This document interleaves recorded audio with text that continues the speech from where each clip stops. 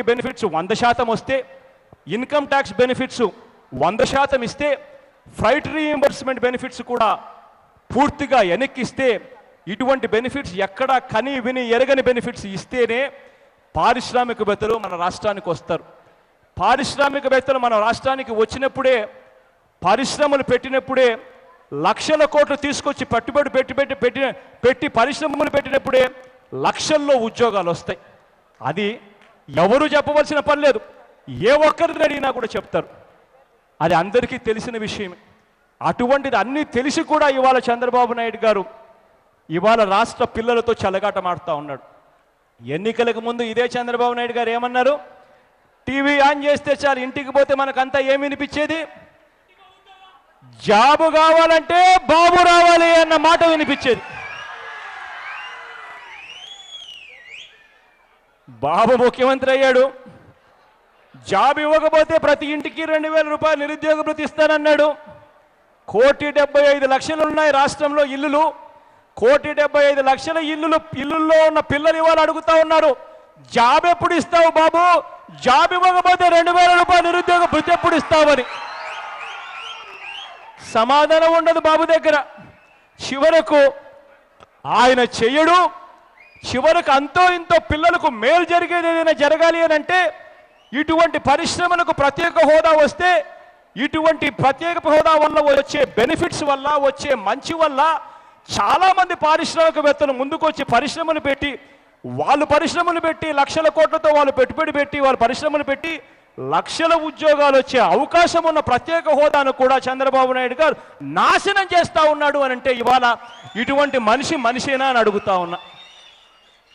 ఇవాళ ఇదే చంద్రబాబు నాయుడు గారు నిజంగా తెలిసి చేస్తున్నాడో తెలియక చేస్తూ ఉన్నాడో నాకైతే తెలియదు. కానీ ఇదే చంద్రబాబు నాయుడు గారు ఒక్కసారి హిమాచల్ ప్రదేశ్కు వెళ్ళి, లేదా ఒక్కసారి ఉత్తరాఖండ్కు ఒకసారి వెళ్ళి, ఒకసారి అక్కడ జరిగింది ఒక్కసారి చూస్తే, ఆ జరిగిన దాంట్లో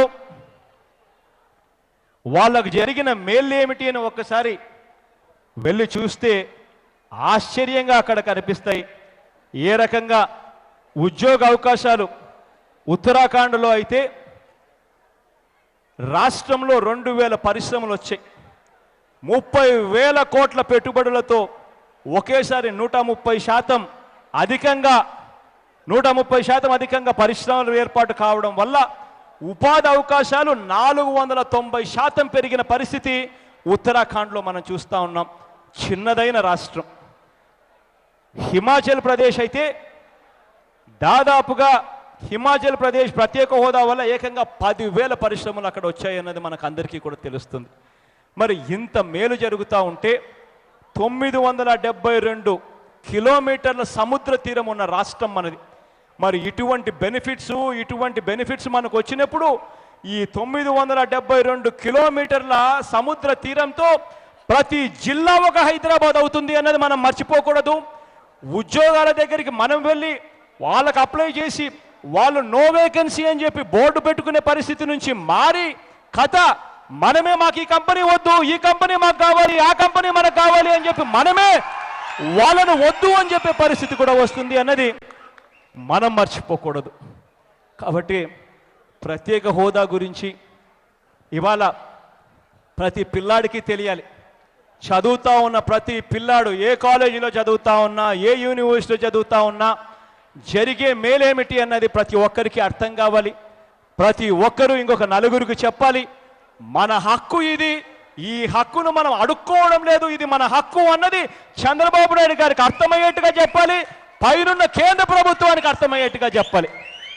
ఇవాళ ఇటువంటి పాంఫ్లెట్ ఇది కేవలం 2 పేజీలు, ఈ పక్క ఈ పాంఫ్లెట్ చదివితే ఎవరికైనా కూడా అర్థమవుతుంది ప్రత్యేక హోదా వల్ల జరిగే మేలేమిటి అన్నది. ఇంకా ఎవరికైనా డౌట్లు ఏదైనా ఉంటే ఈ పాంఫ్లెట్లు కూడా డిస్ట్రిబ్యూషన్ చేస్తారు. ఈ పాంఫ్లెట్లు కూడా వైఎస్ఆర్ కాంగ్రెస్ పార్టీ వెబ్సైట్ లేకపోతే ఎవరైనా కూడా దీన్ని డౌన్లోడ్ చేసుకునే కార్యక్రమం కూడా చేసుకోవచ్చు. ఈ పాంఫ్లెట్ చదివితే ఇటువైపు అటువైపు చదివితే పూర్తిగా ప్రత్యేక హోదా గురించి ఏమిటి అన్నది దాని జర జరిగే మేలు ఏమిటి అన్నది చంద్రబాబు నాయుడు గారికి మనమే ట్యూషన్ చెప్పే రోజు ఈ ఒక్క పాంఫ్లెట్ చదివితే సరిపోతుంది.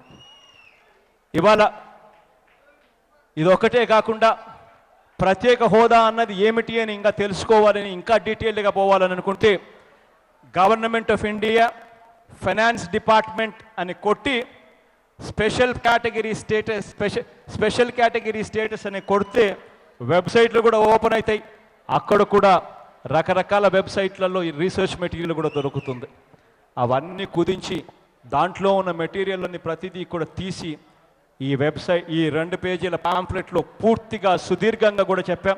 కేవలం 2 పేజీలు ప్రతి ఒక్కళ్ళని చదవాలి. మన హక్కు కోసం మనమే పోరాటం చేసే దాంట్లో అందరం కూడా ముందుకు రావాలి. ఇది జరగాలి అని అంటే ఒత్తిడి రావాలి. మన వైపు నుంచి ఒత్తిడి తీసుకొచ్చేందుకు చాలా కార్యక్రమాలు చేశాం. మంగళగిరిలో ధర్నాలు చేశాం. ఆ తర్వాత చెల్లో ఢిల్లీ వెళ్ళాం.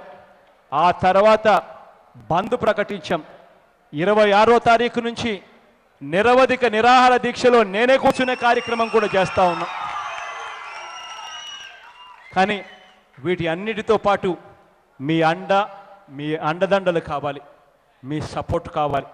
ఇది మన హక్కు అన్నది మనం మర్చిపోకుండా చంద్రబాబు నాయుడు గారి మెడలు వంచే పరిస్థితి వచ్చినప్పుడు చంద్రబాబు నాయుడు గారి మీద ఒత్తిడి తీసుకొని రాగలిగితేనే అది సాధ్యమవుతుంది.